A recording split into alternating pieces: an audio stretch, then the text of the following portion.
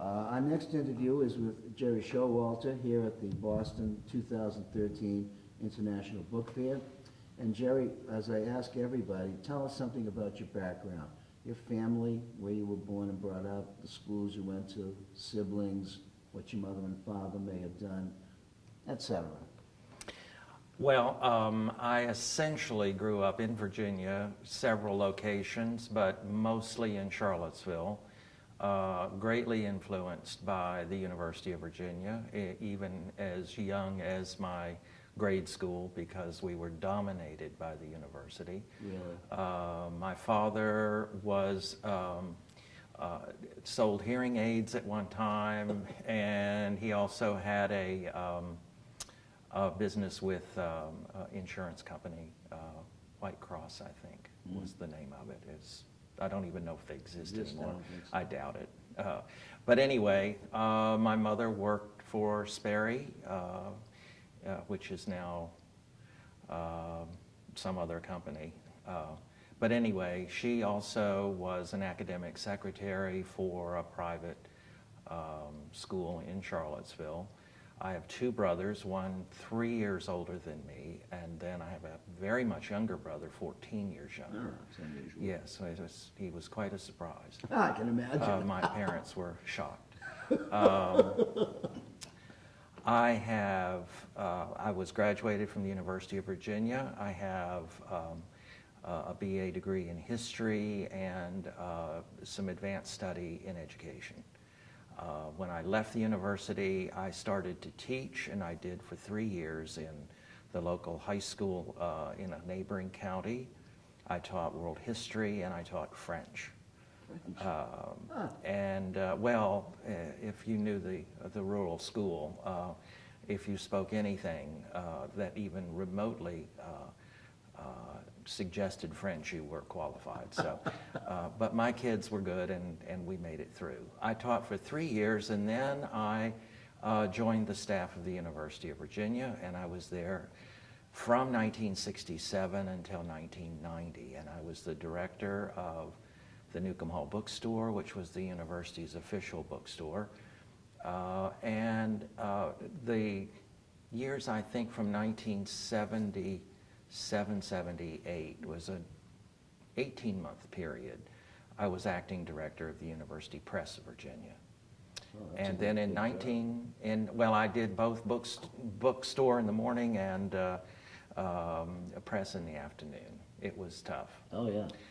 In 1990, I decided that I wanted to form my own business and just get away from bureaucracy and employees and whatever. Yeah. I had been a book collector very early on in the 60s and bought more than I wanted to keep and sold a little on the side like everyone else did, and everyone starts that way unless you inherit something. And so then I just left the university and started this, and it's been very successful. I've had a great time and have no regrets. Where did you start your business after you left? What, in Charlottesville or? Yes, I live in Ivy, Virginia, and I've lived in the same house for 35 years, so that's essentially where it is. I don't have an open store, never wanted one, don't want to be tied down, and it's worked quite well. So, now you've started your business, who are some of the people who may have been mentors or who might have influenced you when you became a bookseller? Well, there were a couple of local people that most people would not have known, but there was a lady by the name of Mary Clark Roan in Richmond who had Collector's Old Bookshop, and she was such a piece of work. And if she really liked you, she really tucked you under her wing, if you will. If she didn't, she'd kick you out. Right. And then there was Bernard Way from over in the Shenandoah Valley, whom I adored, and I would go see him almost every week. My Saturdays were either devoted to going to the valley to visit certain book dealers on a regular basis, or going down to Richmond to visit with Mary Clark. and just seeing what they did and how they did it was pretty significant for me. I must say that there were people that thought I was crazy for leaving the university. I had a really prestigious job. Yeah. I traveled the world for them, and I participated in national and international organizations that were with new books. I was on the board of directors of the American Booksellers Association for 10 years. I was their treasurer for a couple of years, and I went to all of the international conferences in the summer, and we sort of were all over. All over the and place. yeah, and I traveled for the State Department. I went to Nigeria on a trade mission. I was on a trade mission to England that the Queen paid for. We never got to meet her, but on the other hand, it was so it was really quite a transition. But I had built up a steady clientele, or at least a number of book dealers would come to visit me to see what I had bought that I didn't want to keep, and I figured that it was probably time to make the transition. And what year was this? 1990. 1990. When did you become a member of the ABAA? You know what? I don't remember, and I wish that they had put that on the plaque, actually, which they send you, and they don't. Yeah. So I've asked several people, and they don't remember either. So it was after 1990, and probably before 2000. Yeah, someplace. Somewhere in there. And your specialization is mainly Southern history?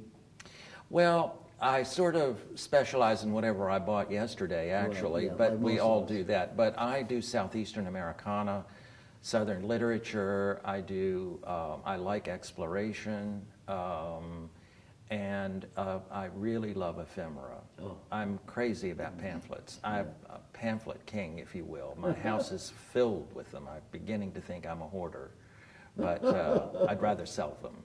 Yeah, well, if you've got any in the West, let me know. Going to the University of Virginia and working for them, you must have met a good many booksellers and librarians, et cetera, through the course of your tenure there. Was there any bookseller that you particularly met during your era that impressed you, that you remember? To be perfectly honest, you mean rare book dealer? An antiquarian book dealer? Yeah, not really. Not really. I mean, most of the people that I had contact with were sort of local Locals. folks, and I don't recall, because I never started doing shows until after I left the university. I was asked to do some shows, but I didn't think it was proper for me to do it While you were still... while I was still employed by the university. Yeah, that might look like a conflict of interest. What about your internet presence? Are you on the internet? Do you have any stuff on there? What do you think I about? have a few things on Abe Books, but I am a Luddite, I must confess. I have absolutely no computer skills whatsoever. And frankly, I don't really care. At this point, I have a young fellow who helps me in the summer, who is now a student at George Mason University near Washington. And so he comes down and will upload things for me and actually take photographs of things and really put them on the computer, which I cannot do. And so my presence on the computer and the internet and whatever is minuscule. Well, in comparison to some others. And I do not have a website. You don't have a website? I do Okay. not. How many book fairs or book shows do you do on a sort of like on an annual basis? Well, I'm slowing down a bit. I think about 10 now. There's some months I do none, and other months I do 2 or 3. But Are they mostly local, or do you... most of them, I do the New York ABAA show. I do Boston on occasion. Off and on. Off and on, indeed. And I will do California off and on. But I do the Baltimore Summer Antique Show, which has a nice group of rare book dealers there. And I also do a lot of shows around the Richmond area. Do you do the show that's in D.C., the Washington Book Fair? Yes. That Yes. would be pretty local for That's you. totally local for me, yeah. Yeah. I look forward to that. That's always the first weekend of March. Yeah. Every year. Every year. I've been doing it for a long time. It's a nice book fair.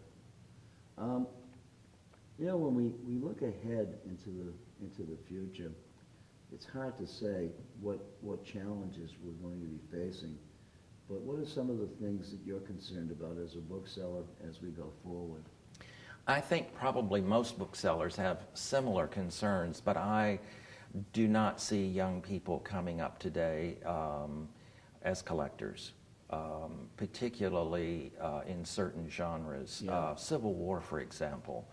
I used to have a phenomenal stock of Civil War books, and to be perfectly honest, I am trying to get rid of all mine. Really? They just simply don't sell. I did a Gettysburg show this last year, and I sold 2 books. Well, that's not good. I sold other things, but not books. And I had the same experience last year in Nashville at the Civil War show there. I think I sold 3 books there. At a Ephemera, Civil War show? yeah. And I had a big selection. The things that are of interest are ephemera, photographs, pamphlets, broadsides, manuscript material, and so on. Those are marketable to libraries, which I do a fair amount of business with, and other dealers that are inclined to like odd imprints and things that just sort of look interesting. But I don't know where the rare books are going to go, to be honest. I have some very devoted customers, and I hope I outlive them because they do feed me well. Right. But none of them are youngsters. Yeah, that's an issue. But hey, when you first started in the trade in 1990, were there any young collectors then? Well, they've all aged. Yeah. They become old collectors. They're old collectors now. Yes, and too often I get a call from a widow who wants to sell their husband's collection, and it's many times just worth a fraction of what they paid for it because of the decline. I mean, I certainly see a decline in prices for the most part. Yeah, it's a race to the bottom. It is, indeed. I think in terms of what's available to the casual book collector, goes on the internet, sees a book, 3 copies. Oh, I like this one the best. I'll order that one. Well, what's discouraging is when you see 374 copies. Right. That is a little discouraging. All of them priced between $5 and $20. Exactly. And you think you've got the rarity. Yeah. Well, that's always embarrassing when you come back from a scouting trip and you start looking up some of the things that you bought. 20 copies, 12 copies. I know. Just Been there, done that, hated it. You It's bet. frightening. Yeah. The world before the internet, to me, was a lot better because people weren't having all that information available to them. When they got a catalog, they bought the book. Exactly. They didn't stop, so wait a minute, I'm gonna look on the internet and see if there's a better, cheaper copy. That's right. They just bought They the just book. bought the book. Now you're talking about a market that's based on the buyers. Well, I think there's another factor involved too, and that is a lot of people that bought books, not necessarily collectors, but people that wanted information. And now all they have to do is go to the internet, so they don't even All those need to buy. scholarly books They are don't need to buy gone. the book. Yeah, they don't. They just don't need to buy it. So it's a downer in a sense. But Yeah, but if you're on the other side of the stick, if you're the collector, you're looking at it and say, oh, wow, look at this array of material Right. I've got to choose from. yeah, exactly. And so that Precisely. it makes it better for them. If you were starting in the book business today, Would you? Could you? I could if I had the same stock that I started with in 1990. Forget about that. But if I started with the stock I have now, I probably wouldn't. I probably would keep it as a hobby. Yeah. Sell a few things now and then. Right, exactly, Trade. precisely. That's a hard one to ask. Yeah. Or to answer even. I just don't know what I would do. I can't imagine right now, actually, of ever doing anything other than what I'm doing. Me too. I shall only do this until I drop dead. I Me will too. never retire. Me It too. is not a retirement issue. No. It's a love of disseminating wonderful things and finding. It's the discovery. The hunt. The thrill of the discovery, and I've found some incredible things. So Yeah, it's well, Virginia all has have. always been a good place to look for books over the years. It has been, actually. I think it's still being overlooked by a number of people. Now, But the scouting people don't scout They don't. Virginia like they we once do did. not. No. I have almost no one to show up at my house anymore. I Really? used to have a regular group of dealers that would come, and they would go, not just to me, Yeah. but they'd hit the Shenandoah Valley, and they would hit me, and they would go into Charlottesville and hit several places there, and then continue to Richmond, and then go down to see Doug Odell in North Carolina. And we don't get that traffic anymore. It's too bad because the traffic drives the business. It does. Just It does. And I think it's a mistake. I think that I think that book dealers like me, for example, have so little online that, and there are a lot of things I simply don't know about that I just have. And I just haven't gotten around to, looking stuff up or do anything with it. And those are the discoveries, to be honest, Right. for somebody that's in that market, whatever that market is. Yeah, I'm constantly looking for things I've never had before. And it's amazing how much stuff I come across I've never seen, Precisely. but it doesn't look like something I, really care about. Right. When you're in the business for a long time, you think, wow, what's going to turn up that I haven't already handled? Exactly. And go out anytime, scout, you'll find things you've never handled before. Right. It's Absolutely. an unbelievable business, Yeah. and it's a ton of fun. Yeah. Do you have any plans for ever leaving your area? Are you gonna? No. Oh, no. You're a permanent Oh, Virginia guy. oh, you'd have to bomb me out of my house. Well, we don't want to bomb you out of anything, as far as that's concerned. What are some of your recollections? You go back a while. What are some of your recollections about your early days in the trade? Did you get any great collections? Did you miss any great collections? Did you make bad buys? Did you make good buys? What were those first few years like for you? Well, they were pretty exciting because in Charlottesville there were no used bookshops. And I started out going to auction sales. I was an auction sale junkie. And there were several in the 60s that had some pretty excellent libraries, and they would be sold. One, for example, was just sold as one lot. And I think I paid $275 for all of it, and it was an enormous collection. There was another collection that came up that was sold in a little town called Mitchell, Virginia. It was just 7 houses, one of which was filled with books. Wow. And he had been an editor of the Washington Star, I think it was. Anyway, I had a little Volkswagen. I drove to this sale on a Wednesday. It was, and nobody ever had sales on Wednesday. The ad in the paper said books and stamps, and that was it. So I went, and the front yard, the side yards, and the backyard were lined with rows of books. Oh, yeah. And there was no one there interested in the books. They were all interested in the stamps. And that day, I bought 3,000 books for $71, and I rented a 2.5-ton truck for $29. And I drove all of those books back to my parents' house unannounced with this enormous truck full of stuff. They were happy to see you. They were very complexed, I must say. It was great fun. Did you know a fellow by the name of Joseph Rubish? Oh, the Rubush. Well, they had died by the time that I had gone into business. Now, the Carriers had taken over, Charles Carrier particularly, and he was a very strange bird. If he liked you, he would let you in.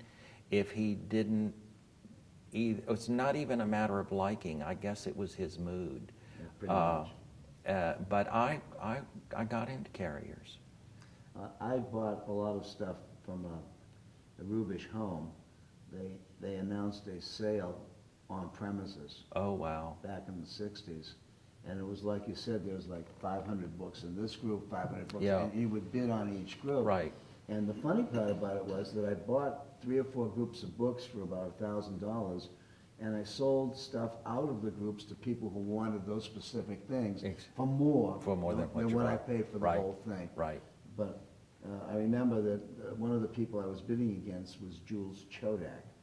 Does that name? Have no- Genealogical Book Company. Oh, sure. Okay. Southern Book Company Right. in, Yeah, yeah. in Baltimore. Right. Right. And he was quite a character. Yeah. I did not know him. Okay. So here we are. We're at this book fair, and apparently it's been okay for you. Mm-hmm. And the question always comes up is, would you do it again? Well, I will do Boston again. I'm not sure I'll do Boston every year. Right. It's a long way for me to drive. Yeah. And I that's true. don't like to ship. So it's a choice. And the older I get, the more I think of how far things are. How to old be are you honest. now? 73. You and I are about the same age. Yeah. And I find that I don't have the same energy I had I definitely don't. when I first started in this Yes. business. I miss my naps in the afternoon when I do a show. Okay, Jerry, we're at Okay. the end of the line. All right. Enjoyed Thank you. very much. 30 Thank you minutes very with much. you was great.